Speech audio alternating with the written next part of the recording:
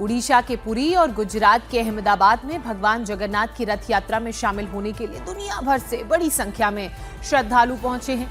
रथ यात्रा के दौरान भगवान जगन्नाथ, बड़े भाई बलभद्र और उनकी बहन सुभद्रा लकड़ी से बने विशाल रथों में सवार होकर अपनी मौसी के घर गुंडीचा मंदिर जाते हैं और 7 दिनों तक वहां रहने के बाद अपने मंदिर वापस लौट आते हैं। 9 दिनों तक चलने वाली इस यात्रा, इस महोत्सव में दुनिया भर से श्रद्धालु पहुंचते हैं, अपनी हाजिरी लगाते हैं। विश्व प्रसिद्ध रथ यात्रा के मौके पर ओडिशा और अहमदाबाद में लाखों लोग पहुंचे हैं। रथ यात्रा आस्था, परंपरा और भाई बहनों के पवित्र प्रेम का प्रतीक है। यात्रा शुरू होने से पहले पुरी के राजा सोने की झाड़ू से रथ के रूट की सफाई करते हैं। इसे छेरा पहरा कहा जाता है।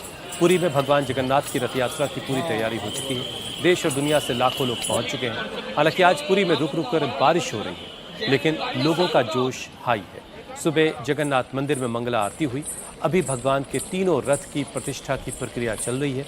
सुबह 9:30 बजे से पहंडी यानी भगवान की बाहर लाने की प्रक्रिया शुरू हो जाएगी, जो दोपहर 12 बजे तक चलेगी।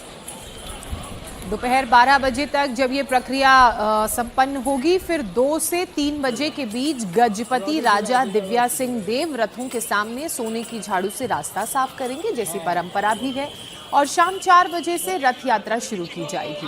भगवान जगन्नाथ भाई बलभद्र और बहन सुभद्रा के साथ अपनी मौसी के घर गुंडीचा जाएंगे। कुछ दिन वहां प्रवास करने के बाद फिर वापस अपने अपने मंदिरों में आएंगे। लेकिन ये जो महोत्सव है, इसको लेकर लोगों में कितना उत्साह है, वो तस्वीरों में ही देखते बन रहा है।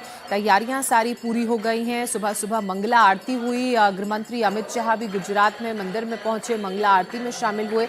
और हर साल की ये परंपरा है, हर साल जब रथ यात्रा की शुरुआत होनी होती है, उससे पहले मंगला आरती की जाती है, जिसका हिस्सा अमित शाह बनते हैं, अपने परिवार के साथ आरती में शामिल होते हैं। इसके अलावा ये तस्वीरें अब आप देख रहे हैं, धर्मेंद्र प्रधान भी पहुंचे हैं, क्योंकि उड़ीसा में भी रथ यात्रा की शुरुआत होगी।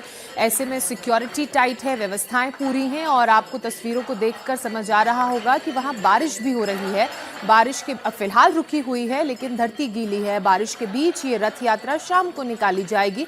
उससे पहले मंदिरों से भगवान अपने कक्ष से बाहर निकलकर रथ की तरफ आएंगे। उनकी प्राण प्रतिष्ठा की जाएगी, आरती की जाएगी, श्रद्धालुओं को दर्शन कराए जाएंगे, मार्ग में सोने की झाड़ू से झाड़ू लगाई जाएगी। उसके बाद यात्रा की शुरुआत होगी। जगन्नाथ जी के पास हम आए हैं, इसलिए वर्षों को एक साल एक बार ही जगन्नाथ जी बाहर आते हैं। उनका मंदिर छोड़ के यहाँ पे आते हैं हमारे भक्त के पास। जो सौभाग्य हमारा होता है, हमारा डांस जो कल्चर है, हम उनके पास प्रेजेंट करने के लिए, हम उनके पास समर्पण करने के लिए आए हैं। हमको वेट कर रहा है उनका एक झलक देखने के लिए। और ये मतलब कह सकते हैं कि इतनी जोरदार बारिश के बावजूद हर कोई टिका हुआ है अपने जगह पे, कोई हिलना नहीं चाह रहा है। तो उनकी महिमा ही अलग है। साल में एक बार हर कोई देखने के लिए बेचैन रहता है कि एक बार जस्ट उनकी झलक दिख जाए इस रथ पे बैठे हुए जगन्नाथ जी का।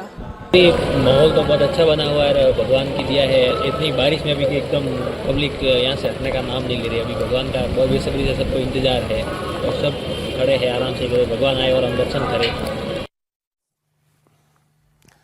भगवान जगन्नाथ की रथ यात्रा के मौके पर पुरी में समंदर के किनारे सैंड आर्टिस्ट सुदर्शन पटनायक ने शानदार भगवान जगन्नाथ की मूर्ति उकेरी है, जिसे देखने के लिए सैकड़ों लोग समंदर के किनारे पहुंच रहे हैं। तो ये पुरी की तस्वीरें देख रहे हैं। समंदर का तट और सैंड आर्टिस्ट ने ये वहां पर भगवान जगन्नाथ की प्रतिमा को सैंड के जरिए जमीन पर उकेरा है। अब इसकी खूबसूरती को देखने के लिए दूर दूर से लोग पहुंच रहे हैं।